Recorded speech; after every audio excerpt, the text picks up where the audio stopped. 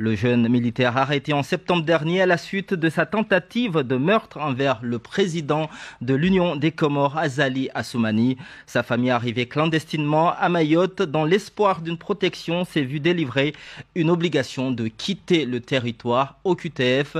C'est une audience qui tient toute une famille en haleine. Après la maman et les enfants, 5 autres proches de Fanou, ce militaire accusé d'avoir tenté d'assassiner le président comorien Azali Assoumani, sont arrivés illégalement à Mayotte le 10 novembre dernier. Interpellés, une OQTF, une obligation de quitter le territoire leur a été délivrée.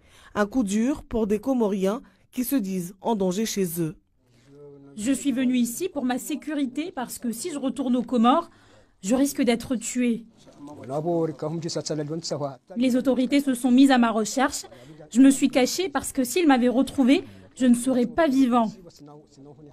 J'étais obligé de fuir vers Mayotte avec le reste de ma famille. Tous espèrent l'annulation de l'OQTF. Ils ont déjà déposé une demande d'asile. En quittant le tribunal administratif, ils espèrent que la justice leur permettra de rester sur le territoire français, le combat de leurs avocats. Ce n'est pas un dossier ordinaire à ce que l'OQTF, justement, soit remis en cause. Puisque ces personnes ne sont pas entrées à Mayotte dans la motivation que la France serait un Eldorado. Non, la France est là à tout moment pour accorder une protection. Et une protection renforcée à toutes les personnes qui sont en danger.